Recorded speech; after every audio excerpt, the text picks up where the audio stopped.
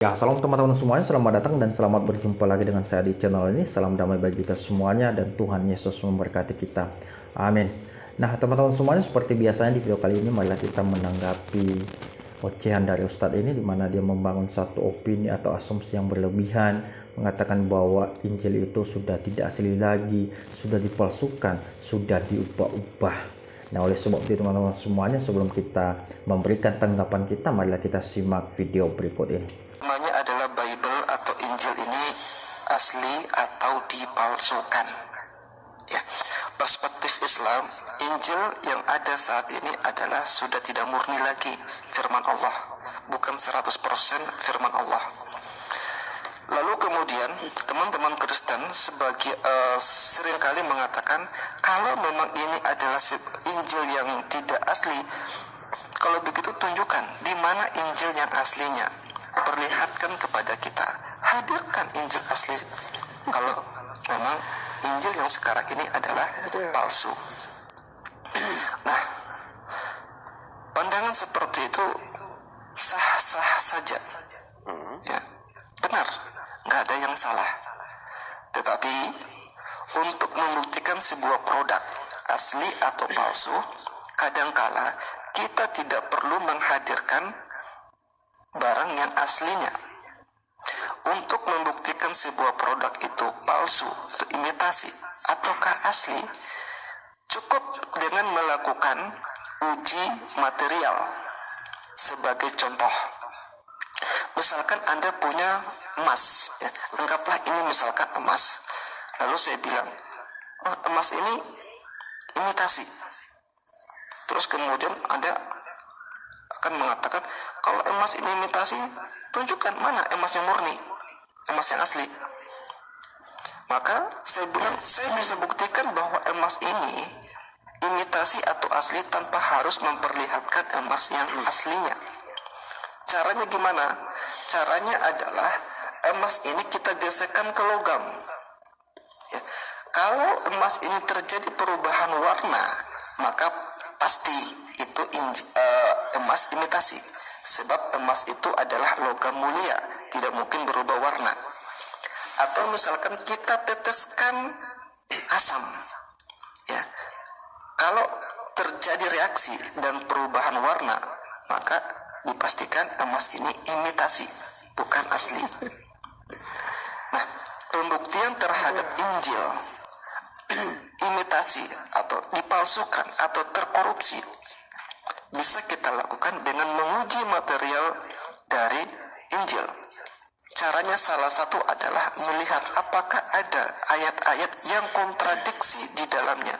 Sebab firman Allah tidak mungkin ada kontradiksi. Kalau terjadi kontradiksi, sudah dipastikan itu. Nah, Bapak Ibu dikasih Tuhan, itulah tadi ocehan dari Ustadz ini, di mana tadi mengatakan bahwa Injil yang ada pada saat ini adalah sudah tidak asli lagi, sudah dipalsukan, sudah diubah-ubah. Luar biasa sekali, Ustadz ini sangat-sangat cerdas. Tetapi saya ingatkan Ustadz untuk tidak beropini, berasumsi secara berlebihan tanpa ada bukti dan data yang valid. Nah, berbicara tentang Injil yang asli, saya mau katakan bahwa Injil yang asli itu adalah Matius, Lukas, Markus, dan Yohanes. Itu Injil yang asli. Tidak ada Injil selain itu, Pak Ustadz. Nah, atau mungkin saya bertanya kepada Ustadz, ketika Anda mengatakan bahwa Injil yang ada pada saat ini sudah diubah-ubah, tidak asli lagi, apakah Pak Ustadz sanggup, mampu untuk menunjukkan Injil yang asli? Tentunya tidak sanggup juga, tidak mampu. Tetapi Pak Ustadz bisa melakukan pembelaan dengan berkata bahwa untuk membuktikan sesuatu itu asli atau tidak, terkadang kita tidak perlu untuk menghadirkan sesuatu yang aslinya, tetapi kita bisa lakukan dengan cara yang mudah, melihat isinya. Dan kau katakan bahwa Alkitab yang ada saat ini ada banyak perubahan di dalamnya, ada banyak kontradiksi antara ayat yang satu dengan ayat yang lain. Saya mau katakan itu hanya klaim Pak Ustadz, dan itu tidak bisa dipertanggungjawabkan Pak Ustadz. Saya mau katakan ketika Anda mengatakan bahwa ini palsu, Anda harus bisa memberikan bukti bahwa pada kami bahwa ini yang aslinya. Anda bisa menunjukkan itu, ini yang aslinya. Ketika Anda ngomong ini palsu, Anda harus bisa menunjukkan yang aslinya. Ya, itu baru benar. Ya, tidak seperti pembelaan-pembelaan Pak Ustadz yang sampaikan itu tidak seperti itu. Ya, tetapi tidak apa-apalah.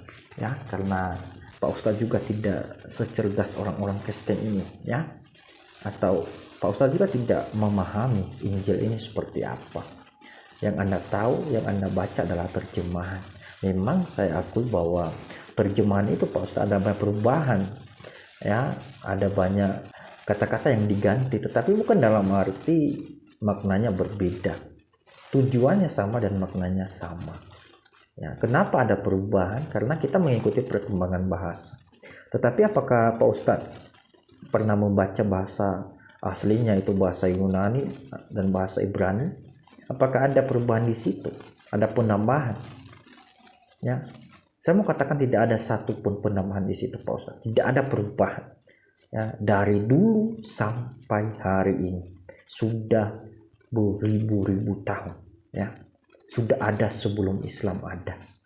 Injil itu sudah ada sebelum Al-Quran diturunkan. Ya, ingat itu.